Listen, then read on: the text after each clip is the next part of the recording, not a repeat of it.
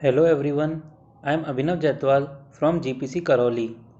आज हम electrical engineering के 204 सब्जेक्ट के चैप्टर 5 एसी ब्रिजेस के बारे में डिस्कस करेंगे। इस चैप्टर को हम दो पार्ट्स में पढ़ेंगे। तो आज उसका हम पहला पार्ट पढ़ते हैं। एसी ब्रिज, जैसे कि आपने यूनिट 2 में देखा था measurement of resistance measurement instruments में कि कोई भी मेजरिंग इंस्ट्रूमेंट दो तरह के होंगे, या तो डिफ्लेक्टिंग टाइप होगा या नल डिफ्लेक्शन होगा। डिफ्लेक्टिंग टाइप वो इंस्ट्रूमेंट होंगे जिसमें से एक पॉइंटर इनपुट आने पे आउटपुट शो करेगा डिफ्लेक्ट होके, जबकि नल डिफ्लेक्शन इंस्ट्रूमेंट वो इंस्ट्रूमेंट है जब डिटेक्टर में, यानी जिस भी मीटर से मैं मेज़र कर रहा हूँ उसमें जब जब ज़ीरो रीडिंग आएगी जब वो नल डिफ्लेक्शन मीटर होगा। जितने भी ब्रिजेस हैं वो नल डिफ्लेक्शन मेथड पे काम करते हैं। और डिफ्लेक्शन मेथड वाले कौन से हुए, जैसे कि हमने पढ़ा था EMMC, PMMC type meter etcetera deflecting type meters हैं। अब एसी ब्रिज पढ़ने से पहले हम कंपैरिजन करेंगे एसी ब्रिज और डीसी ब्रिजेस में। डीसी ब्रिज हमने मेजरमेंट ऑफ रेजिस्टेंस में भी पढ़े थे। एक होता था व्हीटस्टोन ब्रिज और दूसरा पढ़ा था हमने केल्विन्स ब्रिज। व्हीटस्टोन ब्रिज किसमें पढ़ा था? Measurement of medium resistance. और केल्विन्स ब्रिज पढ़ा था मेजरमेंट ऑफ लो रेजिस्टेंस में। अब जैसे कि आपके दो पार्ट में मैंने डिफ्रेंशिएट कर रखा है एसी ब्रिज और डीसी ब्रिजेस को। एसी ब्रिज में क्या होता है? इम्पिडेंस होता है, यानी रेजिस्टेंस प्लस इंडक्टेंस या फिर रेजिस्टेंस प्लस कैपेसिटेंस या रेजिस्टेंस इंडक्टेंस कैपेसिटेंस का मिक्सचर। वहीं डीसी ब्रिज में सिर्फ प्योर रेजिस्टेंस कनेक्टेड होता है आर्म्स में। अब जैसे कि मैं देख रहा हूँ कि एसी ब्रिज में 4 आर्म्स हैं, उसमें Z1 impedance with theta L1 deflection, Z3 angle theta 3, Z2 angle theta 2, Z4 angle theta 4, और उसमें PQRS इंस्ट्रूमेंट। अब इसको मेरे को बैलेंस करना है, यानी मेरे को डिटेक्टर में ज़ीरो करंट फ्लो कराना है।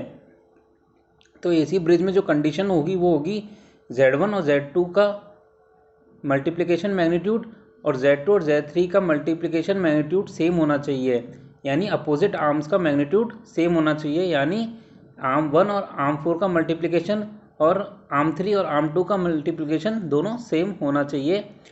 इसके साथ ही angle φ1 plus angle φ4 should be equal to angle φ2 plus angle φ3। वहीं अगर हम डीसी ब्रिज में देखें तो क्या कंडीशन है बैलेंस की? वो है P/Q is equal to R/S।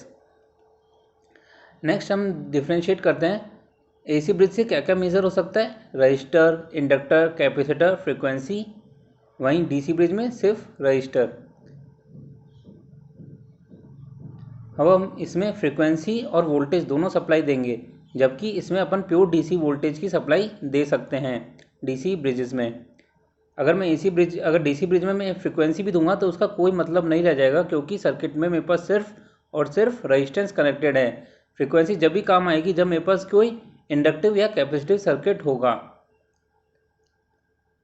अब क्या क्या डिटेक्टर यूज़ करते हैं डीसी ब्रिज में? मैं डी आर्सन गैल्वेनोमीटर यूज़ करता हूँ एज अ डिटेक्टर, जबकि एसी ब्रिज में मैं फ्रीक्वेंसी पे डिपेंड करके डिटेक्टर को यूज़ करूँगा।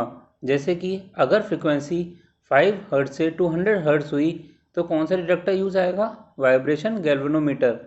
और फ्रीक्वेंसी 5 किलो हर्ट्ज तक हुई, 200 हर्ट्ज से 5 किलो हर्ट्ज तक, तो हेडफोन्स। और अगर 5 किलो हर्ट्ज से ऊपर की फ्रीक्वेंसी सप्लाई फ्रीक्वेंसी है तो मैं जो डिटेक्टर यूज़ करूँगा वो होगा ट्यूनेबल एम्पलीफायर।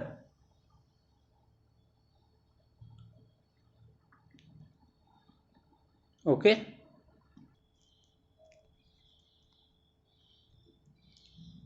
अब एक अननोन इम्पीडेंस को कैसे मेज़र करूँगा मैं एसी ब्रिज से? वही तरीका होगा जो मैंने डीसी ब्रिज में यूज़ किया था, यानी अपोजिट आर्म का मल्टीप्लिकेशन मैग्नीट्यूड का इक्वल होना चाहिए। और दूसरा क्या था? Angle φ1 plus φ4 should be equal to angle φ2 plus φ3। ठीक है, जैसे ये दोनों कंडीशन मैंने शो कर रख रही है। अब Z होता क्या है, R प्लस जे एक्स या Z प्लस माइनस फाई, जो भी मैं एंगल लूँगा इंडक्टेंस या कैपेसिटेंस का, यानी कितना लैग या लीड कर रहा है वो प्योर रेजिस्टेंस से, should be equal to Z cos phi plus J sine phi. मैं रेक्टेंगुलर फॉर्म में, पोलर फॉर्म को रेक्टेंगुलर फॉर्म में कन्वर्ट कर रहा हूँ, यानी R plus j x should equal to Z cos phi plus Z sine phi. R कितना हुआ, Z कॉस फाई के बराबर, और एक्सएल या एक्सी होगा, वो होगा Z साइन फाई, यानी Z sine phi upon 2 pi L, क्योंकि एक्सएल क्या होता है, एक्सएल ओमेगा एल होता है ना, तो एल क्या होगा, magnitude of Z multiply with sine phi upon 2 pi f, where f is the frequency. तो ये कंडीशन रहेगी मेरे को अननोन इम्पिडेंस निकालने की। तो अननोन इम्पिडेंस क्या होगा, Z1 होगा magnitude of Z2 multiply with magnitude of Z3 upon magnitude of Z4, और उसका एंगल यानी कितना लैग या लीड कर रहा है वो डिपेंड करेगा एंगल φ1, जो कि होगा angle φ2 plus angle φ3 minus angle φ4।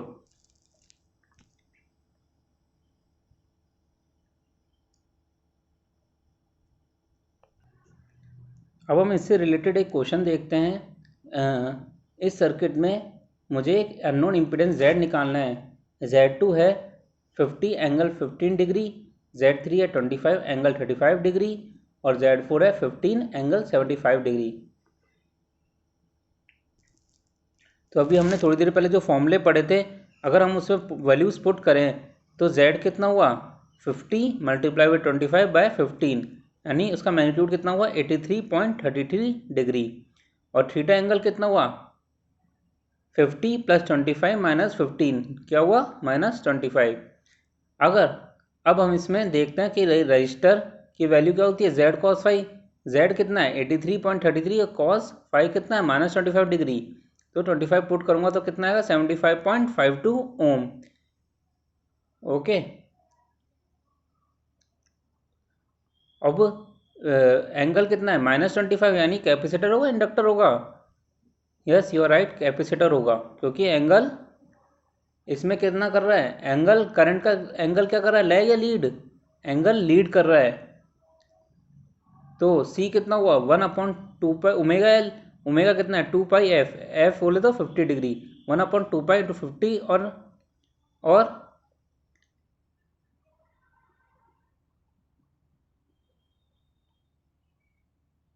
और R कितना आया, वो आर के एल कितना आया 83.33 साइन 25,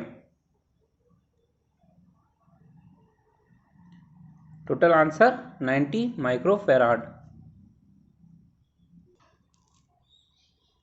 अब क्या होगा, हर ब्रिज के साथ एक फेज़र ड्रॉ होगा।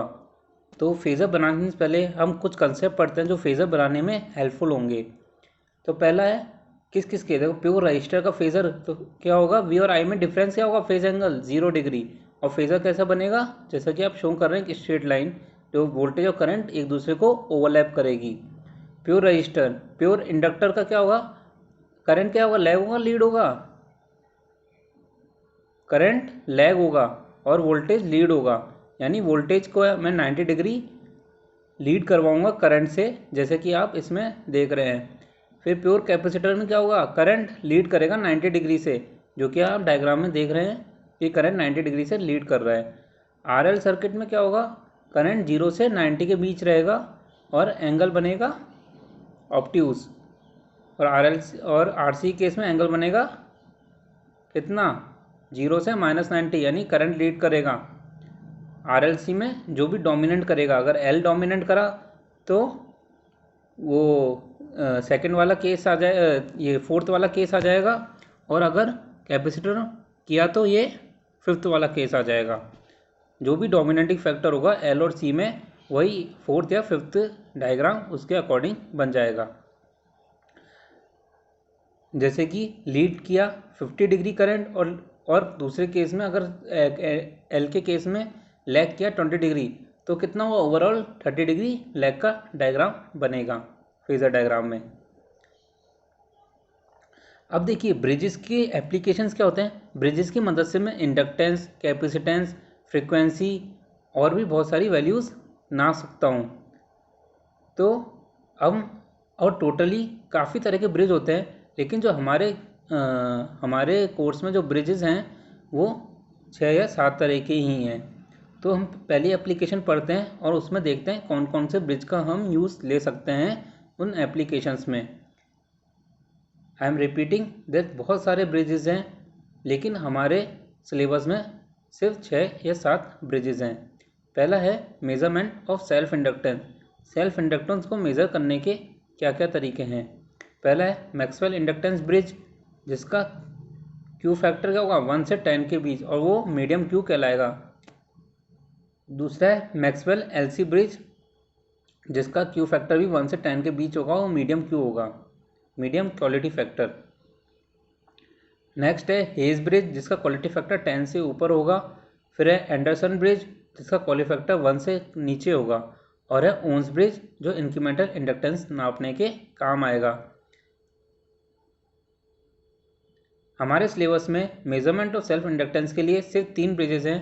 पहला है मैक्सवेल इंडक्टेंस ब्रिज, दूसरा मैक्सवेल इंडक्टेंस कैपेसिटेंस ब्रिज, और तीसरा एंडरसन ब्रिज। हेज ब्रिज और ओन्स ब्रिज हमारे पॉलीटेक के 204 सब्जेक्ट के सिलेबस में नहीं दिए गए हैं।